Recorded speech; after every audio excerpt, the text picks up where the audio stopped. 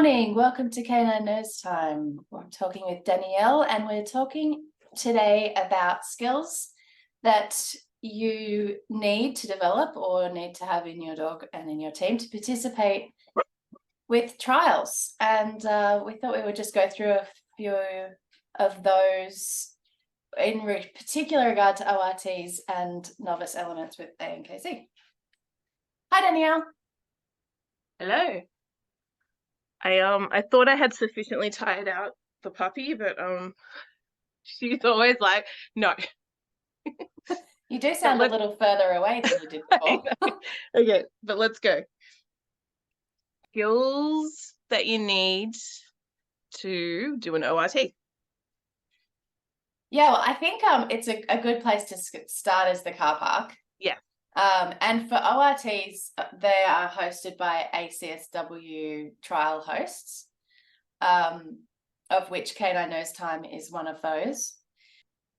I think one of the most important things is be aware of the venue that you're trialing with. So, and that is, I guess, comparing in Australia, we currently have ACSW and ANKC. And their car parks even vary a little bit. So I think it's good just to be aware of what skills or what you need to be aware of in the car park when you trial with a different venue. Yep, absolutely. So for ACSW, let's start with an ORT. I think it depends if the host is running 3 ORTs in a row or if like Canine Nose Time we've started to do just single element ORTs, which might be, at the moment, it's on like a Wednesday night and you just come and compete and there's 30 sort of teams in the car park and it runs for about, 2 hours and that's about it. But even though just 2 hours, that still can be a long time for dogs to rest in the car. So I think that was at the top of my list. Is that dogs are able to rest in the car for a certain period of time and to know what your dog's limits are for that. Yep, absolutely. And it's something that I think it's important to build up in your dog, because if you do want to trial an ACSW down the line, they need to be comfortable basically resting in the car for a lot of the day. So, practicing in these tiny little single odor ORTs is a good starting point, I think. I think so too, because Nosework 1 and Nosework 2 trials they're a big day. Yep. And your dog has to be able to rest comfortably in the car between searching. And the other thing to note about ACSW hosted events is that because they allow reactive dogs to come, the car park is also very it's almost like a sacred space for dogs to be able to get safely to start lines and to be able to be taken out to the bathroom and while most venues have reactive dog parking with ACSW, it's not always guaranteed. So the general rule in the car park across the board for every dog is that your dogs just can't actually be hanging out in the car park. And I think a really good way to frame that is that if the dog is out of the car, your focus needs to be 100% on the dog. So, absolutely. If you're talking to someone, having a chat, your dog should be in the car. Yes. It should be basically toileting and then moving to and from the start area. Yeah, and I think adding to that, we've just had Lesia Burford out here for the ACSW hosted Lesia Burford for like a long weekend. And one of the things that she brought up, which I thought was really interesting and definitely applies to ACSW run trials, is how important it is for dogs not to have that sort of when they're searching or when they're coming up to search, not to have that sort of focus on other dogs. Absolutely. Because it really does take away from their searching experience. And the way that she framed it was saying that dogs are either resource guarders or they're not. And if they're not, they're always on the lookout for dogs that are. And I know that's sort of a generalization, but I thought it was a really good it gave me a better understanding of what the dogs are going through when they're searching. They're looking for, what could be a resource, or they're getting a resource. Yeah. And all of that whole picture starts in the car park. And I was reading an article yesterday actually about turtles, so slight detour, and how far away dogs are when they catch that first scent. And they were talking about like 50 or 60 meters. Yep. And it just made me think, that the dogs definitely know why they're there in the car park. There's much more to this than just a start line. Yep. And I also think it's all contributing to the picture you want when you get to the start line is a focused dog whose mind is clear, who knows what they're doing, and is in a really good mental state to do the searching. If they're eyeballing other dogs, if they're wanting to play with other dogs, all of that is going to take away their ability to focus right at that point on the start line. So get out of the car, go to my waiting area. At that point, I do a lot of getting my dog to breathe, focus on me. And then as we move through to the start line, I just want it to be cool, calm, ready to go. My dog knows exactly what to do. Exactly. And in ORTs, that's a good point as well, is that not just being able to rest in the car, but being able to rest at the on-deck areas. Yep. Because particularly for ORTs or container elements, sometimes there can be a little bit of, they need to straighten up the boxes or they need to replace boxes. And you might actually be in those, at those stations for a few minutes. Yep. So I think that's important as well, that your dog can rest comfortably with you, just sitting in a chair waiting. Yep. And it's a good sort of skill to develop over time and over your trialing career. So I think that's pretty good for working up for ORTs. Yes.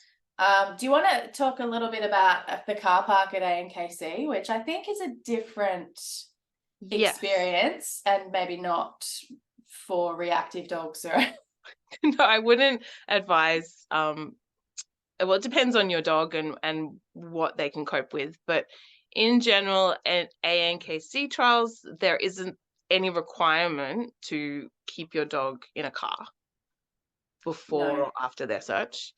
It might be advisable to keep your dog settled and focused, to have them resting in a safe spot. But in general, there's a lot more activity and dogs out of cars as you move around that area. And there's no real distance, recommended distance, is there? No. So I think it's just a different picture for the dogs.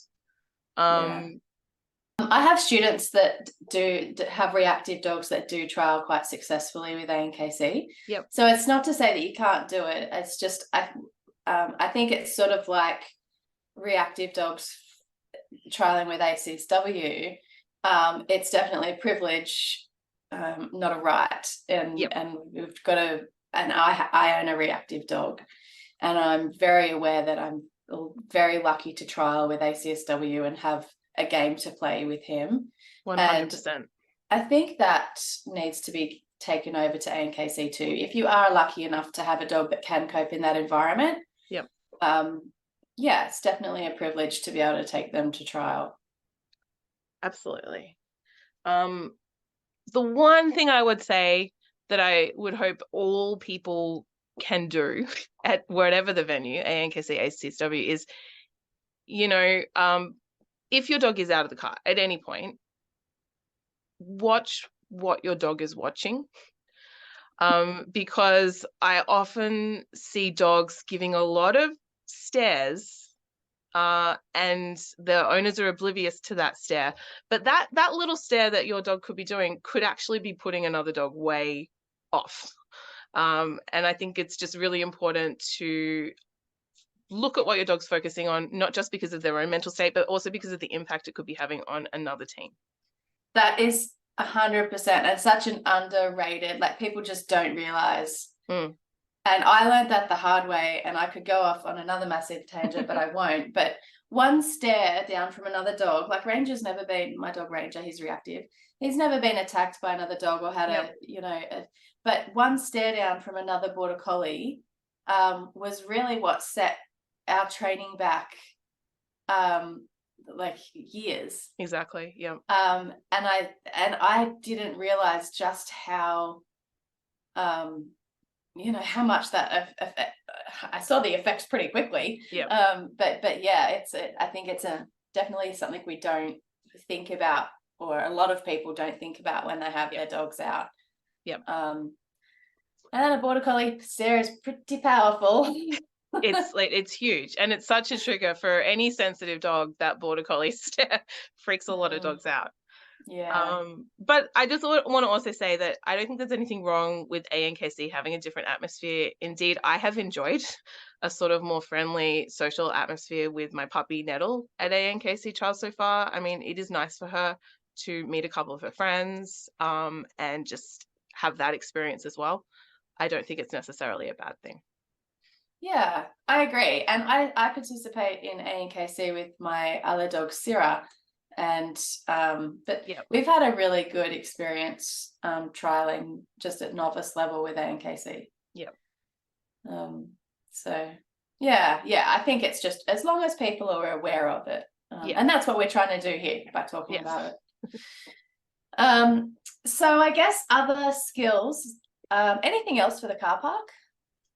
I think as well, one other thing is, which we were talking about in class this week, is if you have an overly enthusiastic dog, you might want to consider your strategies for moving that dog through space. I mean, I mean, Nettle is at a point where I get her out of the car, she knows we're searching, so she's going to drag me to a search area. But because she's only 10 kilos, it's quite easy to manage. If you have a bigger dog who's really keen to get going, you might need to spend some time training a particular way that you want to move your dog through that space. So it might be a little bit of a heel, it might be a food lure, it might be something that just keeps your dog from getting too kind of over aroused as they move through the space. Yeah, that's a good point.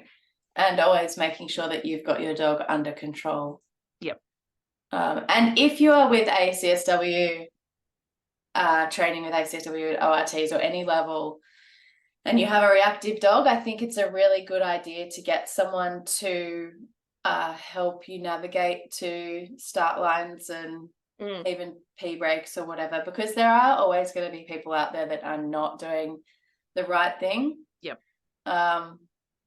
And it just gives you that extra little bit of, it makes you relax a little bit as well. If you've got, because I know as a reactive dog owner, I have eyes in the back of my head. Like, I can clock a dog at 100 meters. Like it's,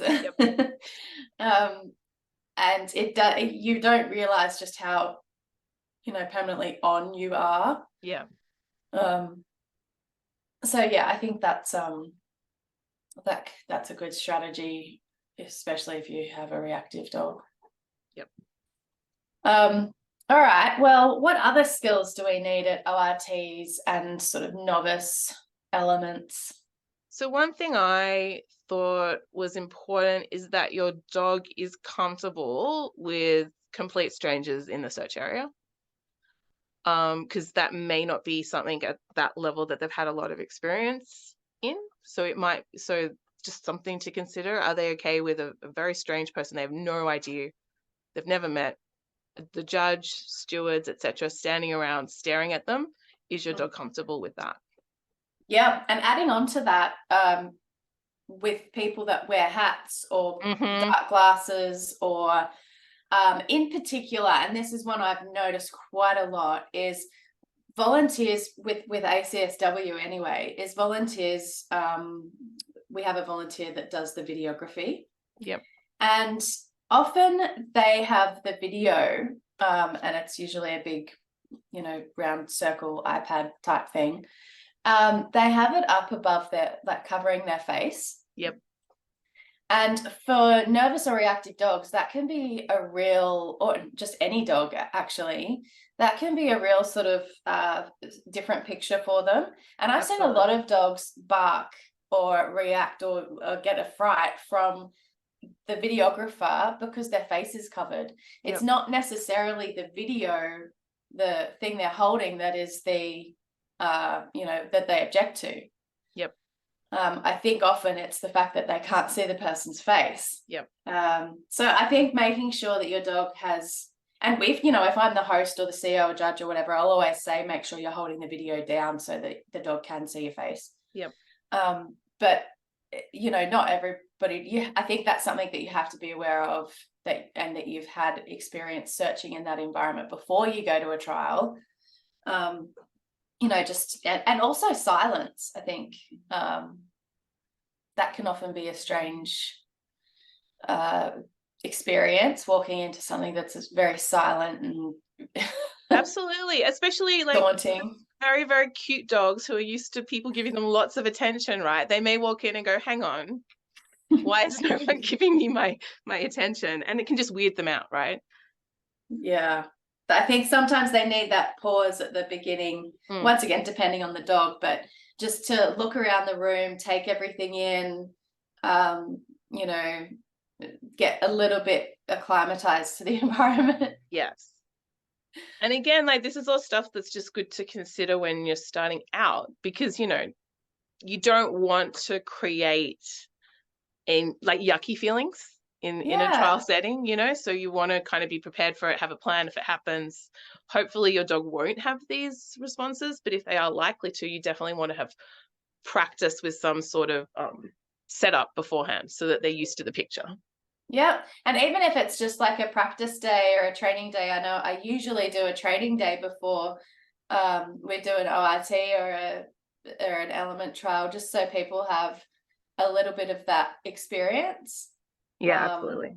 With the same, we get everyone to stand around and sort of frown. Not that, nobody frowns in a trial, but you know what I mean? Just to give you that little bit of extra pressure as the handler as well. Yep, definitely. And you'll be surprised as well how much with just a few repetitions and a little bit of experience, your dogs just learn, okay, trial setting means lots of weird people standing around and I can just ignore them. Yeah. And for ORTs, I mean, part of the reason they run so smoothly is because we've got someone that handles the cold boxes, which are the boxes without odor. There's someone that the only person in the room that's allowed to touch the odor box. We've got a judge's scribe, a videographer, and a timer. So, I mean, all these people add up, but they all have a very important role to play on the day. So, yeah, I think it is definitely something, you got 6 extra people sitting in the room that you probably weren't expecting. I think let's talk about novice elements with ANKC quickly. And I guess because I started out my trialing with ACSW years ago, it's always been very, you get to the waiting area, someone will call you to move on to the next one. There's a lot of people making sure you know what you're doing and you're in the right spot. I think sometimes with ANKC, it's up to you to make sure you're in the right spot. So they have like number flippy over boards. And when your number comes up, you've got to, magically appear, and there's briefings that if you miss it, too bad. It's sort of a little bit more, you have to be more proactive in getting yourself to the search area. So I think that's important to note as well. And then once you're there, it's a little bit more relaxed when you're on deck. Someone will walk around a corner and you're like, oh, hi. And move your dog away, or whatever, to get to the search area. And there's not as many people in the search area for ANKC. So there's usually maybe 3 people. I think there's a timer, a judge, and a scribe, or I'm not sure, a steward. I'm not sure what the Hide steward, maybe. yeah, I maybe don't that's it. But yeah, not quite as many people observing. Yeah. Okay, so I guess in relation to, because these are all environmental things that we've been talking about.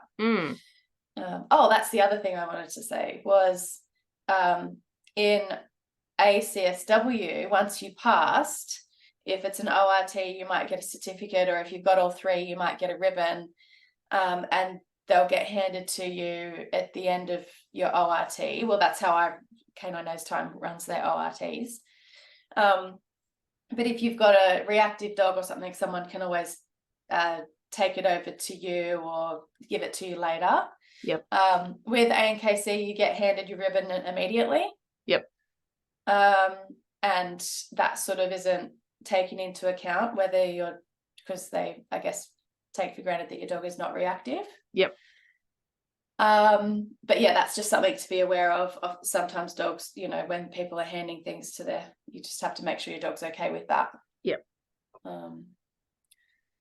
And yeah, so I guess that's all environment things that we've spoken about.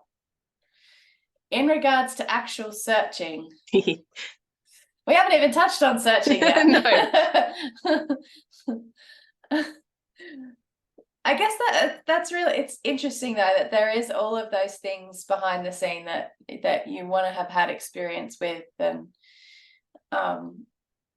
can come as a surprise to some. Yeah, I mean, it's all about setting you and your dog up for success, right? So all of that stuff, you want all of that to be not a worry, so that when you do get to the searching part, you're not having to worry about all that other stuff. Yeah, because we work so much on the searching skills that sometimes forget that the environment makes up so much a part of that. Yep. So I think in regards to searching skills, which is also environment, is making it sure that your dog has had the experience searching in a number of different locations, not just in your regular class. Yep. And so with ORTs as well, I think that's a really kind of easy training scenario for you, because you've got your boxes, they're always very similar boxes, and that's something you can just chuck in your car and go out and practice in a bunch of different locations. Yes, but do people do that? I don't know, do they? I don't know either. But you want those containers, those 12 boxes, to be such a cue for your dog that the environment sort of melts into the background. Yep. So I do think that is very important. And I know I've seen it, students that have come to trial, and that they can do it in class, and their dog's comfortable in a class, but they come to a different environment and the dog doesn't take one look at the boxes. Yep. So I think it is really important to generalize that skill, that those 12 boxes need to mean something to a dog. And you know what? It's fine if you are lazy and just go out and take 6 boxes. Okay, just take out some boxes. Yes, and just absolutely. Get the picture out there for you and your dog in different locations. 100%. Because weird things happen in ORTs. Yeah. Like that. You can never don't be too confident with an ORT. No, ORTs terrify me, to be honest. They're so deceptively simple. Absolutely. Like they're so straightforward that they mess with you. They mess with your mind. But practice in many locations. I think that, and make sure, I think this is an ideal skill. It's not something you definitely need, but that your dog does have the skill of searching boxes in a straight line. Mm-hmm. Because that's a lot easier for you as a handler, can I just say, rather than having to do some sort of complicated memory task of remembering the boxes your dog has missed as they move crazily through the area. Yeah. Yeah. And I think that really should be part of teams' foundation skills, Yep. is to be able to check a line of boxes. Yep. And just to be aware that ORTs can be in one straight line, which I only found out recently. As opposed to 2 lines. Yeah, they can be in a single line of 12. It still has to be 12 boxes. Yeah. I don't think many venues would have the room for that. Yeah. But just throwing it out there, it could happen. And they can be outside as well.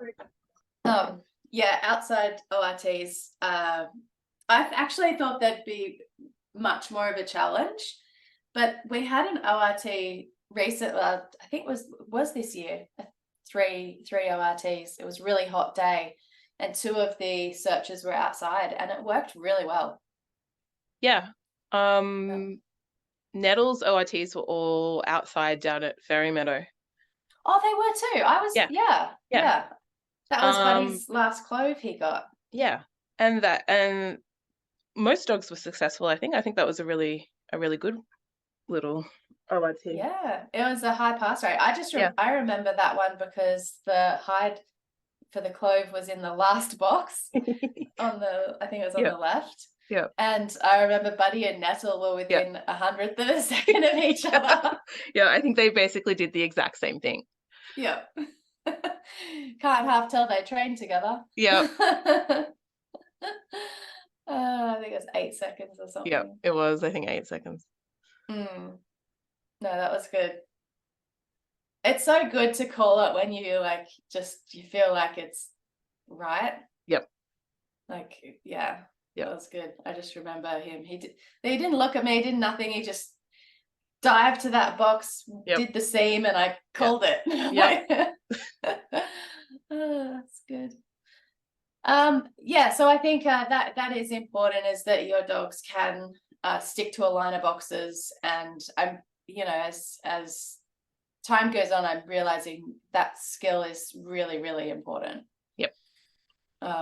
For when you move on to higher levels as well. Yep. Part of the dog-driven search. And one other thing I would say in ORTs is to trust your training and not ask for more than what you've trained for, if you know what I mean. So I think I sometimes see people kind of waiting for more from their dog than they usually get in training, and it's like just trust the way your dog's been working in training, and I think that's you don't want your dog to have an experience where you as a handler have kind of broken and you're not doing the things you normally do in training, because that can be a bit aversive to dogs. I really agree with that. And I am a fan of calling early, and I know it can bite you, but I just see so many times in ORTs that the dogs have alerted to the handler already, or the dogs have given a really good indication of where the odor is through change of behavior, really analyzing the seams of the boxes, or even sometimes giving a final response or alert to the handler, and they move on, and you can see sort of in their mind, yes, I've clocked that box, I know where that is, but then they get something different at another box, a stronger behavior, and they've already, then they call that box. And I think sometimes that can start it can create I understand in trials, right? As the handler, you want to be sure. You're like, I've driven all this way, I'm so funny, I want my ribbon. You want to be so sure. So sometimes you can just wait that extra second longer to have that certainty. But I think often that can be a bit of a mistake. If your dog is giving you a lot of stuff, just listen to your dog. Yeah, it is hard. But I was saying this, I think it was on Thursday, I was talking to one of my classes, saying that You know, with ACSW trials, there's only 3 trials. There's only nose work with full trials I'm talking about. There's nose work 1, nose work 2, and nose work 3 that we currently have in Australia at the moment. If you pass them all first go, which look, that's great to pass them all first go. But you know, that's it. Like, no, absolutely. I think the trials are like the way that the ACSW trial is it should just be a learning experience for you and your dog if you haven't got it the first time, right? Yeah. And think about how much of a great experience it is to have a day out with your dog, earning ribbons if you're placing or whatever it is. But once you pass that nose work 2, unless you're entered as for exhibition only, that's it, you're done. Yep. So Rory just recently passed nose work 2 on his second attempt, but actually, you know what? Him and I searched way better on his first attempt. I was so much more happier with a lot of the searches we did on that first nose work 2 attempt than the second one where I was like a not great handler so much, even though we did get the passes. So I think that like that's what I remember, right? It's like it's actual searches and the time you spend with your dog. That's more important than just whether you get everything ticked off perfectly. I think so too. And I think it does encourage people as well to really make sure you have trained above the level that you're trialing. Yeah, definitely. Because it's expensive, because it's a full day, you really want to make sure you have the skills that we're talking about now. And I assume we're going to go on and talk about higher level skills in another podcast, but you really want to make sure that you have all of those skills before you enter your dog into a trial. And just because you pass a nose work 1 doesn't mean you got a license to necessarily, you know, pass a nose work 2, or and you know if what? you pass nose work 3. Yeah, and I think it's the same with ANKC. Like I have 5 of Nettle's novice qualifications. She just needs 1 more. And like, so there's at least one element I think that I could be entering her in advanced, but I'm not in any rush. She's still a baby dog. She's still got heaps of skill building to do. And I'd just rather take time rather than rush it and put her in a situation that she's not fully prepared for. Oh, that's so important. And even Leah said it on the weekend, it takes years to develop a mature nose work dog. These are skills that they build over years, not months. Not just by passing passing elements. And I mean, Asira is a very experienced nose work dog. She's been doing this for a long time, but we're ticking off every single novice search we can first. Just because it's it's ANKC, it's not a venue that I'm really familiar with. I want to make sure that she's got the skills to trial just in a different venue. Before, and we're going to go up to advanced after she passes everything that she can at novice. And have some fun with it. And I think that should be what it's all about. This game is fun. So you want to get all this stuff, set up for success so that actually you and your dog can have fun. Exactly. And, there's always going to be things that happen and things that go wrong, but you want to make sure that your dogs have all of the skills that you are confident you've given your dog all the skills to be able to pass at that level before you enter it. And that nothing comes as a huge surprise. When you go into that element, you should be like, I've seen this before. In training or, wherever.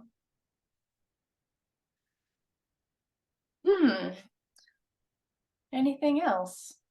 I feel like we've covered a lot of stuff. I think we did too. Oh, one other thing I will say. Don't be afraid to advocate for what your dog needs. Ask people for help if you need help. Ask people politely to move if you need things to move. You know what I mean? Like, I think that, we should all be there for each other. So if someone asks for help, give it to them, and don't be afraid to ask for help. 100%. And even in trials, you know, if you miss your first element, and I know this can be really challenging for some people.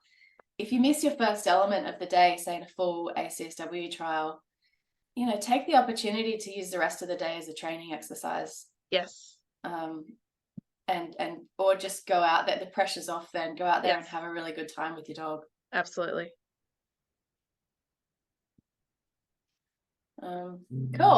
Cool. Okay. Well, Nettle is back and crazy, so let's leave it. All